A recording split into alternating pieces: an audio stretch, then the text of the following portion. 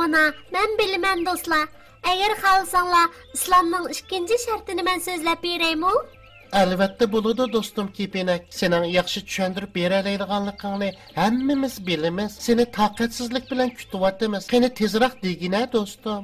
Suyimli do'stlar, islomning ikkinchi sharti namoz o'qish.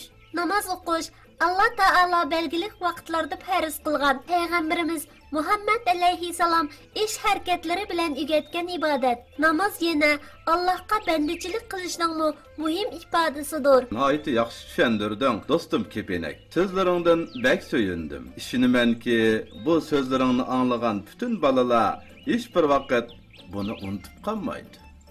Sevimli do'stim At, men düşünümenki dostumuz Kepinekning bu güzel sözlerini vallahi herkes esidan chiqarmaydi.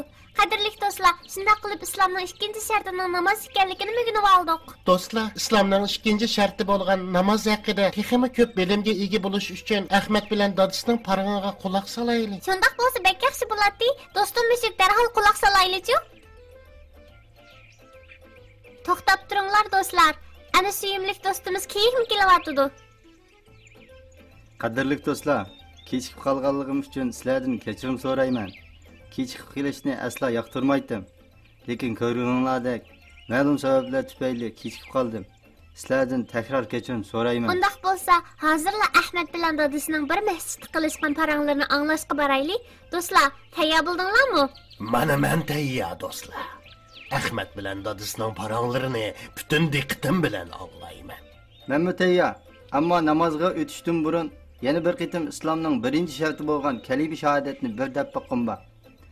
Ashhadu an la ilaha illalloh va ashhadu anna Muhammadan abduhu va rasuluhu. Guvohlik beramanki, Allohdan boshqa iloh yo'qdir. Muhammad alayhisalom Allohning bandisi va elchisidir. Do'stlar, keyik do'stimiz islomning birinchi shartini bizga yana bir qitim eslatib o'tdi. Endi Ahmad va dadisining islomning ikkinchi sharti bo'lgan namoz to'g'risidagi parangiga quloq solaylik. Tayyor bo'ldinglarmi? Biz tayyor bulbulchaq. Bizmi tayyor bulbulchaq? Menmi tayyor bulbulchaq? Menmi tayyor. Do'stlar, hammamiz tayyor bo'pdik. Undaqda Ahmad va dadisining parangiga quloq solaylik. Anam islomning 5 shartining birinchisini yaxshi tushuntirib qo'ydi. O'rganganimni sizga deb beraymi jinim dada? Quluqim senda suyimli o'g'il. Ashhadu an la ilaha illalloh va ashhadu anna Muhammadan abduhu va rasuluhu. Ya'ni guvohlik bermanki, Allohdan boshqa iloh yo'q. Muhammad alayhisalom Allohning bandasi va elchisi. To'g'ri deyaladimi dada? To'g'ri deding o'g'lim. Har qanday bir inson kalima shahodatni tili bilan aytib, qalbi bilan tasdiqlamaguncha musulmon bo'la olmaydi. Alhamdulillah, men musulmon. Allohga ming shukr, hammamiz musulmon. Islomning ikkinchi sharti namoz o'qish, shundaqmi dada? Shundaq o'g'lim. Islomning 5 shartidan ikkinchisi namoz o'qish. Namoz ibodatlarning eng afzali. Vaqtida o'qilgan namoz Alloh taolo eng yaxshi ko'radigan amallardan biri. Amal degan nima dada? Amal degan arabcha so'z bo'lib, Allohning amr farmonlarini o'rinlash degan ma'noni bildirdi. Amal so'zining boshqa ma'nolari bormi dada?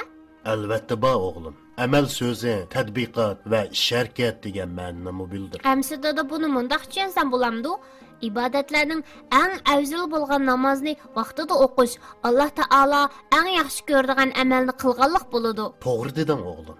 Chunki payg'ambarimiz Muhammad alayhissalom Alloh taolo eng yaxshi ko'radigan amal qaysi degan savolga vaqtida o'qilgan namoz deb javob bergan. Har kuni 5 vaqt namoz o'qiymiz, shundaqmi dada? Shundaq o'g'lim. Kunda 5 vaqt namoz o'qiymiz. 5 vaqt namoz miroj kechasi farz qilingan. Namozning vaqtlari haqida Alloh taolo namoz mu'minlarga vaqti belgilangan holda farz qilindi degan. Undaqda namoz qaysi vaqtda farz qilingan? Namoz hijratdan 1,5 yil avval, hijriya kalendari bo'yicha 7-oyning 27-kuni farz qilingan o'g'lim. Dada, farz degan nima? Farz har bir musulmonning ado qilishi zarur bo'lgan Allohning buyrug'idir. Namoz musulmonning miroji. Butkul haq dinlarda namoz ibodati bor. Payg'ambar alayhissalomni miroj kechasi 5 vaqt namoz farz qilinishdan burun namoz o'qiydi. Alloh taolo butun ayol musulmonlarga kunda 5 vaqt namozni farz qilgan. Ahli ushi joyida bo'lgan har bir musulmonning kunda 5 vaqt namoz o'qishi shart.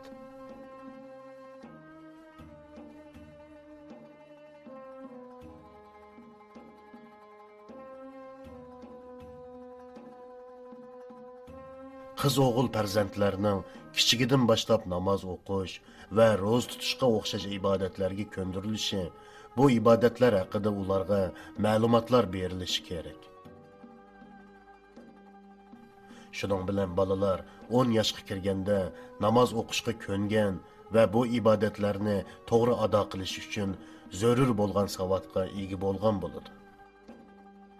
Undaqda menmi dal vaqtida so'rabdiman-da dada. Shundaq o'g'lim, sen dal vaqtida so'rding. Yana kelib bizga mas'uliyatimizni eskartganmi bo'ldi? Endi sana 5 vaqt namozning ismlarini aytib beraymi? 5 vaqt namozning ismlarini menmi bilaman dada, deb boqaymi? Bo'ladi o'g'lim. Bomdod, pishin, asr, shom va xubdan. Barakalloh o'g'lim. Vah, farz namozlarni bilib oldim. Namoz masjidda o'qilamdi dada. Anam namozlarini uyda qo'ydiq amsa. Shundaq o'g'lim, namozni masjidda o'qish afzal, ammo uyda o'qisimi bo'ladi. Koinot va butun dunyoni yaratgan Alloh taolo payg'ambarimizning ummatiga butkul yer yuzini masjid qilib bergan. Dada, undaqda masjidlarning musulmonlarning turmushidagi roli nima? Suyimlik o'g'lim, shuni bilginki, biz musulmonlar Allohga ibodat qilish uchun masjidlarga to'planamiz. Barliq musulmonlar qarindosh. Musulmonlar masjidlarda jamoat bo'lib namoz o'qish orqali mehr muhabbatini kuchaytirdi. Musulmonlarning 5 vaqt namoz uchun masjidda jam bo'lishi nima degan yaxshi? Dada, undaqda juma-chu? O'g'lim, juma musulmonlarning haftalik bayrami. Bütün musulmonlar juma namozi uchun alohida tayyorlik qiladi. O kuni vaz nasiyat va imomning xutbasini anglaydi. Dada, vaz degan nima? O'g'lim, vaz diniy savod deganlikdir. Undaqda vojib degan-chu dada. O'g'lim, vojib deganimiz dinimizda darajasi farzdan keyin turadigan har bir musulmon ado qilishga tegishli bo'lgan buyruqdir. Masalan, xubtandan keyin o'qiladigan 3 rakat vitr namoziga o'xshash. Dada, tahorat ilish farzmi yoki vojibmi? O'g'lim, tahorat ilish farz. Namozning farzlari 12 bo'lib, 6si namozning sirtida, 6si namozning ichida. Namozdan burun tahorat olamiz, shundaqmi dada? Shundaq o'g'lim. Namozdan burun tahorat ilish farz. Uningdan boshqa namoz o'qimoqchi bo'lgan kishining kiyim-kechigi va namoz o'qiydigan yerni pokizlashi, avratini yepishi, qiblaga yuzlanishi kerak. Qibla Makka mukarramadagi Ka'badir.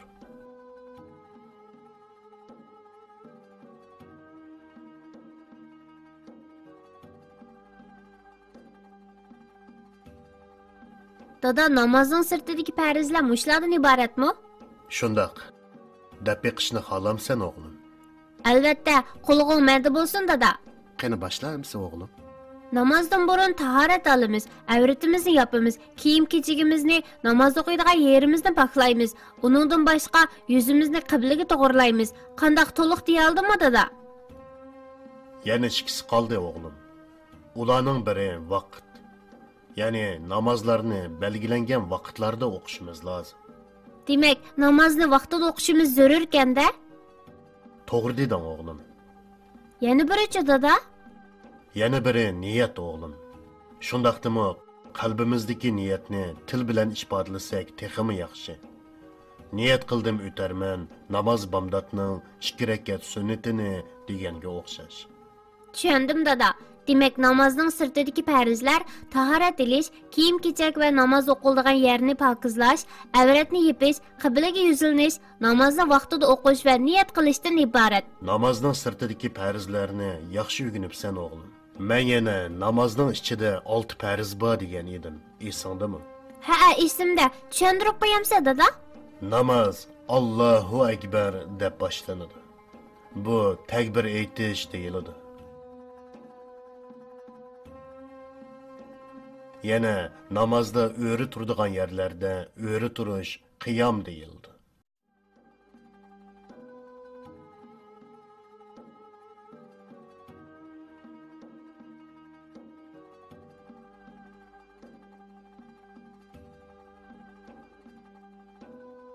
namoz o'qigan kishining o'zi anglayolgudek bir ovoz bilan Qur'ondan bir sura yoki bir necha oyatni o'qishi qiroat deyiladi.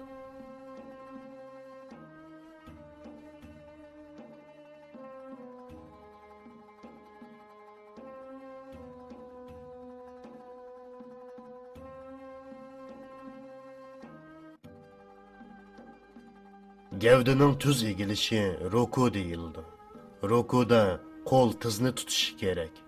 Peshona va burunni ikki qo'li orasida yerga qo'yish sajda deyildi. Sajda rukudan keyin ikki qatim qilinadi.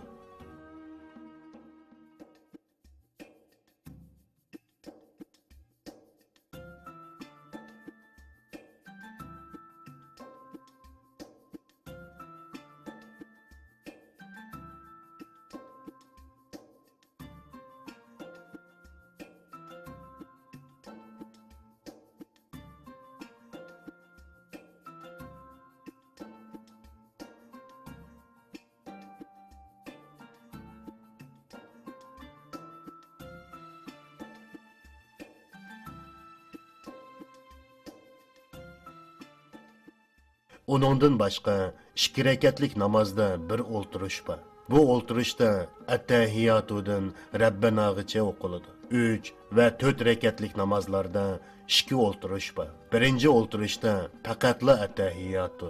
Ikkinchi o'ltirishda at-tahiyatudan Rabbanagicha o'qiladi. Yana namozning vojiblari, sunnatlari va adablari bor. Dada, namozning adablari degan nima? Adab qaydiyusun demektir oğlum. Namazdan adablari namazda astoydil turish, kiyim-kechak ratlik bo'lish, o'zini tuzashtirish qatorliqlar. Namozning boshqa qoida usullari bormi dada? Albatta bor o'g'lim. Masalan, makruhlar. Makruh? Makruh degan nima dada? O'g'lim, makruh deganlik dinimizda qilish yomon ko'rilgan va ziyonli ekanligi ma'lum bo'lgan, qarshi ilinmaydigan ish-harakatlardir. Namazda makruh bo'lgan ishlar o'ng so'lga qarash, sababsiz holda bir narsaga yo'linishga o'xshash harakatlardir. Buningdan sirt namozni buzadigan ishlarmi bor.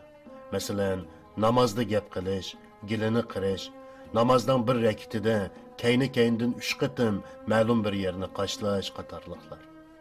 Dada, 5 vaqt namozdan boshqami namoz bormi? Albatta bor o'g'lim. Juma namozini deb o'tdik.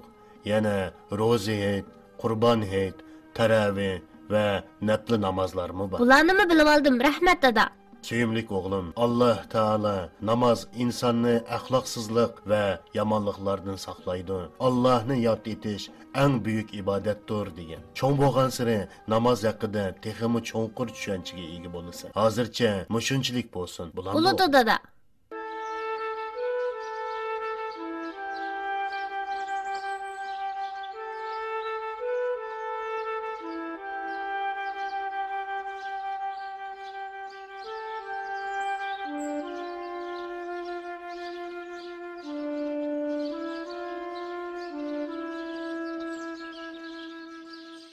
İslamның ikinci şartı bolğan namazni Ahmet bilan dadisi bizga nihoyatda yaxshi tushuntirib berdi.